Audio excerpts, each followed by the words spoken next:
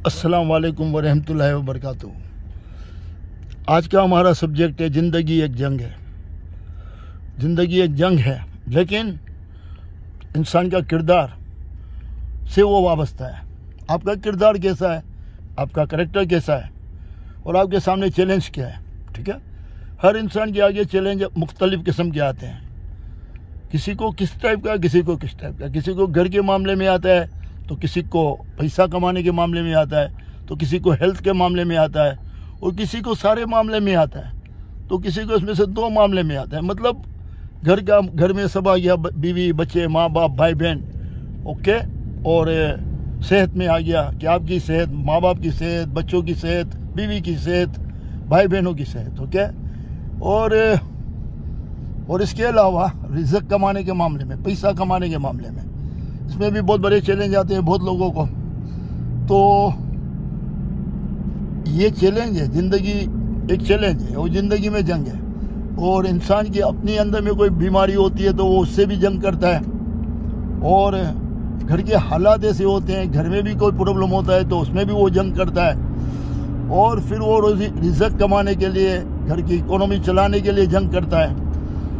तो इस तरीके से ये जंग है, लाइफ एक जंग है, ओके। जो उसको चैलेंज लेते हैं वो इसको निपटते हैं और अल्लाह ताला इनको कामयाब भी करता है। सारा डिपेंड आपकी नीयत के ऊपर है और सारा डिपेंड आपके किरदार के ऊपर है। आपने अपने किरदार को बहुत अच्छा कर लिया, आप माँ बाप की खिदमत करते हो, माँ बाप से प्यार करते हो, माँ बाप को खुशियाँ देने की पूरी कोशिश करते हो, भाई बहनों से प्यार करते हो और इंसानों से भी प्यार करते हो, आपके करीब वालों से भी।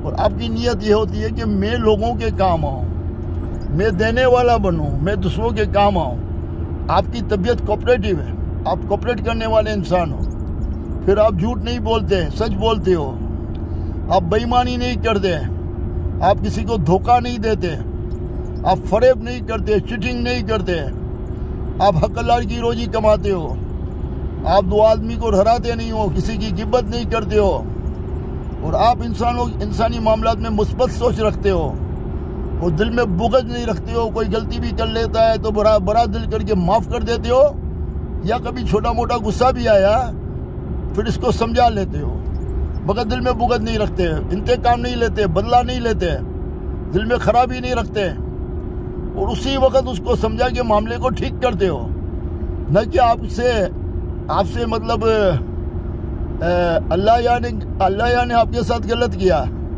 और मलाइका को जाके आप बताओ कि इसने मेरे साथ गलत किया, ये गिबत हो गई। आप अल्लाह को डायरेक्ट बात करो, उससे बात करो, उसको दिल में बुग़्ज़ नहीं रखो, प्यार से समझाओ। ये ज़िंदगी है। अपने किरदार को साफ सुथरा बनाओ, अपने ज़मीर के ऊपर बोझ नहीं डालो। जब आपका किरदार अच्छा होगा तो ज़िंदगी में कोई भी ताकत आपको पीछे नहीं कर सकती, शैतानी कुव्वत कोई भी पीछे नहीं कर सकती, क्योंकि अल्लाह की मदद आपके साथ होती है। अल्लाह इसमें आपकी बहुत मदद करता है। अल्लाह आपकी नीयत को देखता है और अल्लाह ताला आपके किरदार को देखता है। वो किरदार आपको बहादुर बनाता है, वो किरदार आपको हिम्मत वाला बनाता है, और वो किरदार आपके अंदर में से खौफ ख़त्म करता है, वसवसे ख़त्म करता है। और कोई भी हालात कैसे भी आते हैं, आपके अंदर में हौसला होता है कि मैं ये जंग जीतूंगा। बीमारी आई है, मैं इससे जीतूंगा। घर में कोई प्रॉब्लम है, मैं इसको जीतूंगा। पैसा कमाने के मामले में कोई मामला आता है, मैं इसको जीतूंगा। चैलेंज आपके अंदर में लेने की ताकत होगी, और वो चैलेंज को फेस करके आगे बढ़ने की अल्लाह ताला सलाहियत दे देता है। अल्लाह ताला आपका दिमाग अच्छा कर देता है, अल्लाह ताला आपको अच्छे फैसले करने वाला बना देता है, अल्लाह ताला आपको रोशनी अता करता है, और रोशनी की बदौलत आप आगे बढ़ते हो और लोगों के लिए काम करते हो और इंसानों के लिए खिदमत करते हो, माँ बाप की दुआएं लेते हो, भाई बहनों से प्यार करते हो, और जो दुखी है, जो परेशान हाल हैं, उनकी परेशानी को देख के आप भी परेशान होते हो और पूरी कोशिश करते हो कि मैं भी इनके काम आऊँ। तो क्यों नहीं अल्लाह ताला आपकी मदद करेगा भाई। तो अपने आप को ठीक करो, अपने किरदार को ठीक करो, देखो फिर क्या होता है। इसी के ऊपर मैं आपको एक मिसाल देता हूँ। हमारे यहाँ कितनी सियासी पार्टियाँ हैं, जो सियासी पार्टी के अंदर में हम कभी से भटक रहे थे। कभी बेनजीर भुट्टो को अच्छा कहते थे, तो कभी नवाज शरीफ को अच्छा कहते थे, तो कभी जमात इस्लामी को अच्छा कहते थे, कभी मौलाना मौदूदी को अच्छा कहते थे, कभी मुफ्ती को अच्छा कहते थे, कौन, मौलाना फजल रहमान के वालिद को, तो कभी भुट्टो को अच्छा कहते थे, तो कभी जियाउल्लाह को अच्छा कहते थे। यानी कि तरह तरह की बातें हम करते थे। ओके, और पाकिस्तान नीचे जा रहा है। पाकिस्तान हमेशा नीचे गया, पाकिस्तान हमेशा बुरी हालत में गया। जब भी कोई हुकूमत छोड़ के गया, तो जब दूसरी हुकूमत आई तो पता चला वो आखिरी पोजीशन में मुल्क को पहुंचा के गया, फंड नीचे करके गया, हालात खराब करके चला गया। जो दूसरा आया तो उसको तकलीफ हुई।